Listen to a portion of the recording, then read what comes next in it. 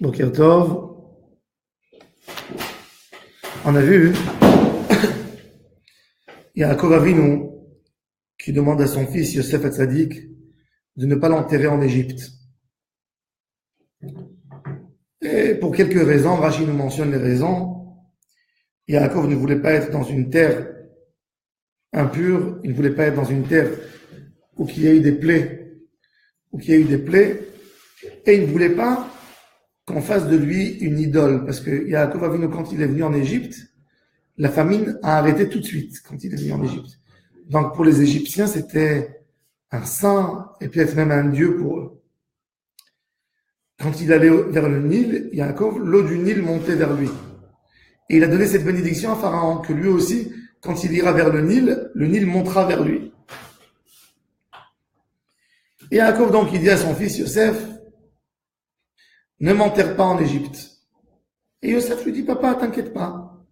Arrivera le jour, je te mettrai pas en Égypte. Yaakov ne se contente pas de cette promesse de Yosef, et lui dit, jure-moi.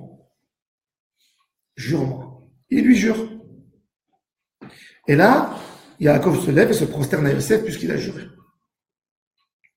On va essayer de trouver un parallèle à un serment par rapport à Israël dans la Torah, où on a trouvé un autre serment. Il a fait Abraham Avinu avec Eliezer. Abraham, il dit à Eliezer, tu iras chercher une fille pour mon fils Yitzhak, mais tu ne ramèneras jamais mon fils Yitzhak à l'étranger. Et il jure. Et il le fait jurer par la Brit Mila. Simna yadecha tachat yirechi. C'est intéressant que Dafka Eretz Israël, elle a besoin d'un serment. Où on a trouvé aussi un autre serment dans la Bible par rapport à Israël. Dans le verset qu'on dit dans Tehillim que chaque Khatan le mentionne le jour de son mariage, Jérusalem, si je t'oublierai, j'oublierai ma droite, ma main droite. C'est un serment. Il a fait, pourquoi un serment? Eretz Israël, il faut l'aimer même dans la pensée. Eretz Israël, c'est la Bechina du Tikkun. Yaakov Avinu, toute sa vie, il a souffert en Eretz Israël, toute sa vie. Toute sa vie. Depuis qu'il était enfant, il y avait Esav qui lui voulait du mal, qui essayait de lui faire du mal, et il s'est sauvé d'Eretz Israël. Et quand Yaakov a voulu retourner en Eretz Israël avec sa famille, des souffrances atroces. Il a rencontré Esav au début. Ensuite, il a eu l'histoire avec Dina. Ensuite, sa femme Rachel est morte. Ensuite, Yosef a été vendu, etc., etc. 22 ans que Yaakov Avinu était en Eretz Israël, aucun moment de paix, aucun. Donc Yaakov Avinu, il dit, je n'ai jamais goûté Eretz Israël. Je n'ai jamais goûté Eretz Israël. Quelque part, je n'ai jamais profité d'Eretz Israël. Et Yaakov, il veut tellement en sentir ce Eretz Israël, mais il sait que Eretz Israël niklat be'isurim. Il a tellement peur de ne pas avoir une partie en Eretz Israël, parce que Eretz Israël, c'est une ishtok-écoute. C'est une ishtok-écoute de se coller à Kadosh Baruch Hu. Le peuple d'Israël n'a pas dit on a besoin d'une terre pour vivre. Non, c'est pas ça qui nous intéresse. Yaakov Avinu, il a vécu à l'étranger. Il a monté un Beth Midrash en Égypte. Am Israël a besoin d'Eretz Israël pour sentir Hachem. De la même manière que Avraham Avinu, qu'est-ce qu'il a fait Avraham Avinu? Il a fait jurer Eliezer dans quoi? Dans la Brit Mila. 2 fois. La première mitzvah que Kadosh Baruch Hu donne aux Juifs, c'est la Brit Mila. L'enfant, à l'âge de 8 jours, il fait sa Brit Mila. C'est la première liaison entre un être humain et Dieu, même avant qu'il a commencé à sentir quoi que ce soit. Un enfant, il n'a pas de sentiment. Il a 8 jours. Il ne sait pas ce qu'on fait. C'est son père qui fait la Brit Mila, la circoncision, dans le corps de son fils. Le fils, il ne réagit pas par rapport à ça. Il ne peut pas dire ni oui ni non. Mais c'est un lien avec Hachem, c'est un tampon d'Akadosh Baruch Hu. Asher Brito, Asher Hakat Mivsareno. Akadosh Baruch Hu nous a mis un tampon dans le corps. La Brit Mila. Donc, de cette même manière, Eretz Israël, c'est le symbole de Avodat Hashem. De dire, si je suis là, c'est parce que je sers Akadosh Baruch Hu. Yaakov Avinu n'aurait pas fait jurer son fils si c'était pas pour une mitzvah. Parce qu'on n'a pas le droit de jurer. Yaakov Avinu, il a vu ce que ça lui a amené un serment. Yaakov Avinu, quand il a juré à Lavan, il n'y a rien du tout de tes objets chez moi. Il ne savait pas que Rachel a gardé les téraphim de son papa, l'idolâtrie de son papa quand elle est sortie. Elle les a volés parce qu'elle ne voulait pas que son père serve la Avodah Zarah. Qu'est-ce qu'il a fait? Il a causé la mort à sa femme. Rachel est morte. Pourquoi? Parce que Yaakov a juré. Donc Yaakov n'aurait pas fait jamais jurer son fils Yosef s'il lui amène une épreuve si dure que peut-être, puisque Yaakov savait un peu qu'il y avait des raisons de politique, qu'il allait se passer ce qui allait se passer, etc. Yaakov nous a fait jurer parce que c'est quoi jurer? Alors le Zohar Kadosh nous explique c'est quoi jurer, c'est quoi un serment. C'est quoi un serment? Quand l'homme jure, il faut que vous avez juré. Hein? Il y a quelqu'un parmi vous qui a juré? Je ne jure pas. Je promets, je ne jure pas. Hein? Il y a quelqu'un de vous qui a juré?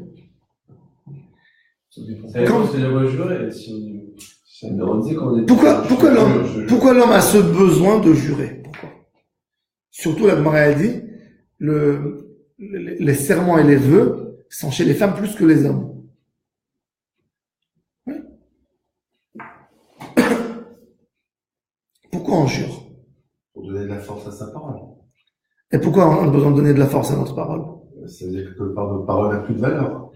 C'est-à-dire que si on a l'impression que notre parole, on ne la croit pas, je suis obligé de jurer pour dire, voilà, je te promets, crois ma parole. Et si moi j'aime quelqu'un, je jure de vouloir lui faire quelque chose de bien, la bienfaisance. C'est un langage. C'est un engagement. Alors c'est quoi en fait? Alors il y a fait. C'est quoi le serment? Le serment, il fait sortir quelque chose de ma neshama à l'intérieur. Je sais que par mes actions extérieures, je ne pourrais pas le faire. Je ne pourrais pas le faire.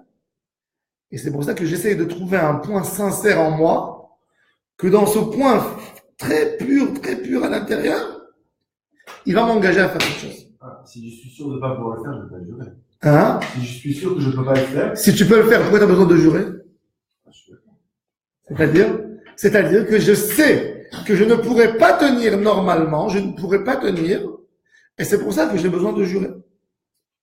Yaakov Avinu, avec ce qu'il a passé en Eretz Israël, il a compris que tout est évident sauf Eretz Israël.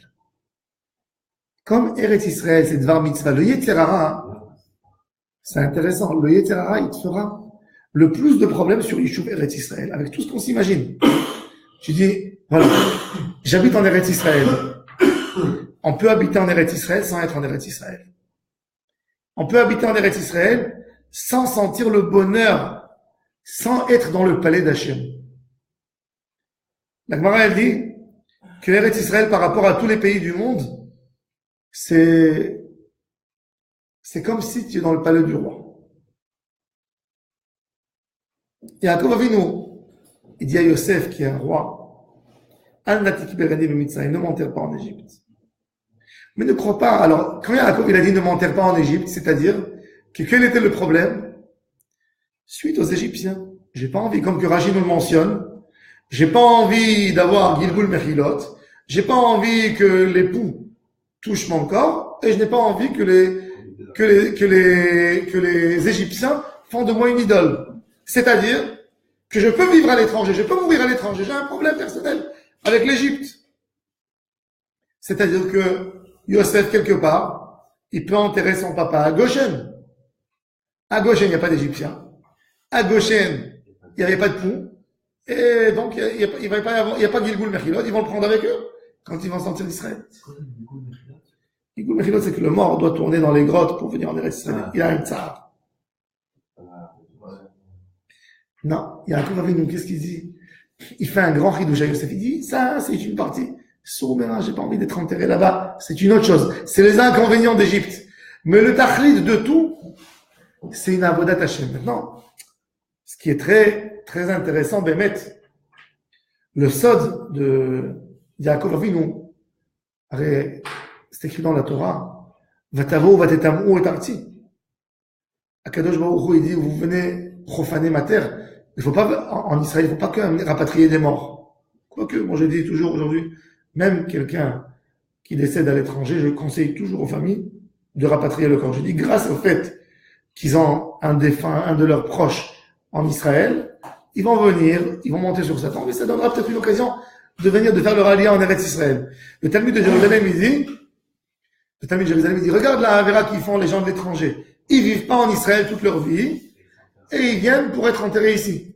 Il dit, mais même sur cette faute, le fait qu'ils sont enterrés en Israël, ils sont pardonnés. Tout celui qui est enterré en Eretz Israël, c'est comme s'il est enterré sous le Misbeach. Chez Nehemar, Vechiper Admato Amo. La terre d'Eretz Israël, elle pardonne tout, même après la mort.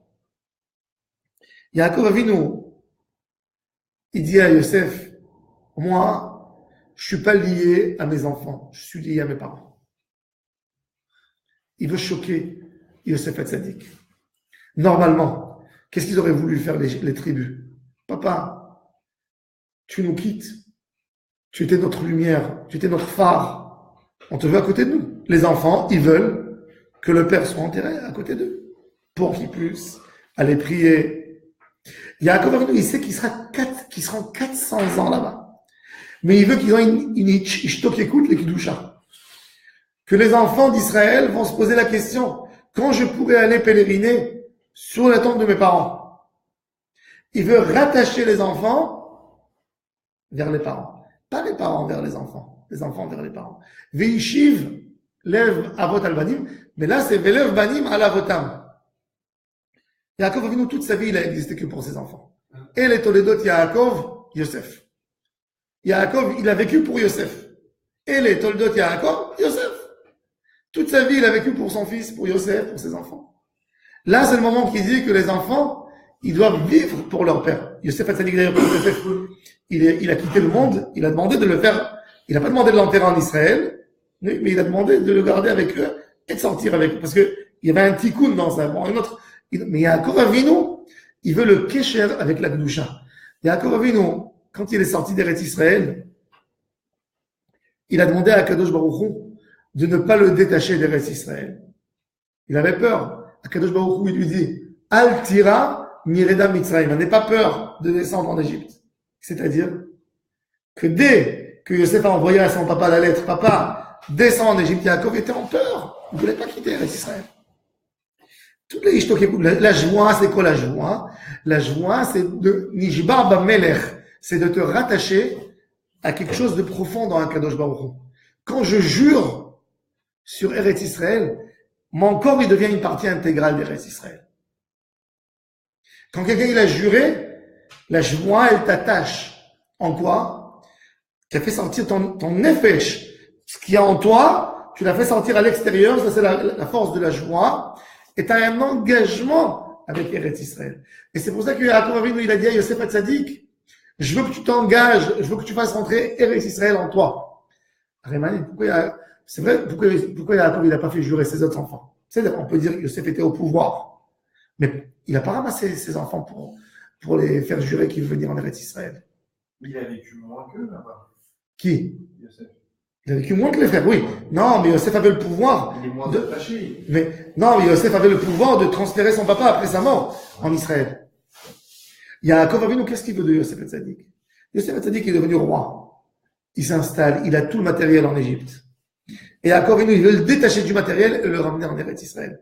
Le ramener vers les patriarches. C'est pour ça que Yaakov Avinu exige un serment. De la même manière qu'Avraham Avinu, quand Yitzhak, il est devenu Ben Eretz Israël, vous savez? Quand la Kedusha de Eretz Israël est attachée à Yitzhak, quand Abraham, il a fait jurer Eliezer qu'il n'irait pas prendre son fils d'Eretz Israël pour le ramener ailleurs pour le marier. Il dit même, ça vaut le coup que mon fils se marie avec une Canaanienne et pas avec une Sémite de l'étranger si mon fils a besoin de sortir d'Eretz Israël. Kedusha d'Amakom, La Kedusha de toucher un endroit, de le rendre Kadosh, c'est le plus grand objet, la plus grande avodat Hashem qu'on peut faire dans la vie. C'est de prendre un morceau de terre et de le rendre saint. C'est le summum de la Kedusha. Yosef, il a fait la même chose après? Oui. Mais à qui il a fait jurer? Yosef, au moment de son décès, il a pris ses frères, il les a fait jurer qu'ils ne quitteraient pas l'Égypte sans le rapatrier. Ils ont transmis ce serment en génération. Pakod, Yifkod, Elohim, Ils ont fait jurer les autres générations. tout à fait. Pakod, Yifkod, Elohim, Etrem, Jusqu'à Moshe. jusqu'à Moshe Rabbeinu. Et Moshe Rabbeinu a pris Yosef. Pendant 40 ans, Yosef était dans l'attente de Moshe. 40 ans, il dormait avec. Ouais. Dans sa tente, c'est incroyable. De vivre avec un mort dans sa tente. Oui. Et ça se trouve, il Dans le était cercueil. pas, comme lui aussi c'était un sadique, il était peut-être, peut-être pas que les autres. Oui. Le Zohar Kadosh, il dit Atzmut Yosef. La Atzmiut de Yosef. Mon cher Rabbeinu, il s'est tellement attaché à Yosef Hatzadik qu'il a reçu toute la force de Yosef, c'est Moshe qui l'a reçu. Il dit le Zohar Kadosh, pas être Atzmut Yosef, être Atzmut Yosef imo. Il a pris la force de Yosef avec lui. C'est quelque part, Yosef est venu en réincarnation dans Moshe Rabbeinu. Il a pris la berchina de Yosef Hatzadik. Quand tu voyais Moshe, tu voyais Yosef en réalité. Il s'est tellement attaché au Tzadik.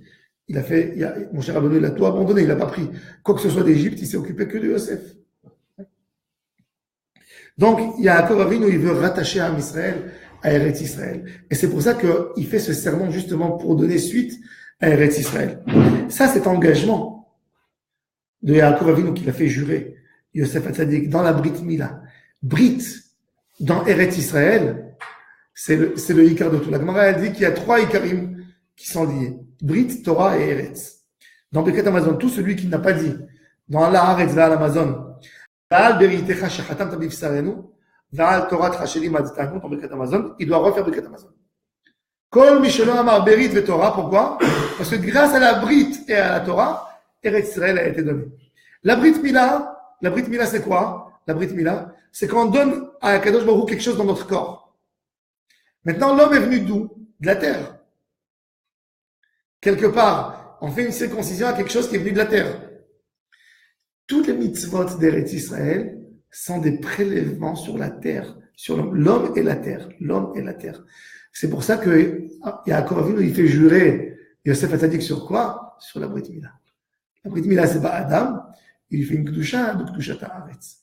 Et c'est là que Yaakov Avinu nous a transmis jusqu'à la fin des temps Kedushat Eretz Israël. Kedushat Eretz Israël, elle est dans l'esprit de Am Israël. C'est lui qui nous a transmis la difficulté de vivre là, et aussi la difficulté. La difficulté, elle donne de l'amour pour l'endroit. Eretz Israël niknet be'isurim. Mais c'est pas rien que ça. Tu demandes par exemple aujourd'hui, il y avait un maire à New York, il s'appelait Berlusconi. Non, pas Berlusconi, comment il s'appelait? Rudy Giuliani. Giuliani, c'est un Italien. D'accord? Tu lui poses la question à ce gars qui a des origines italiennes de 2 générations. Tu habites à Rome, tu habites à Venise, tu habites à Livourne, où tu habites? J'habite New York. New York, c'est ma maison natale. Je suis le maire de New York.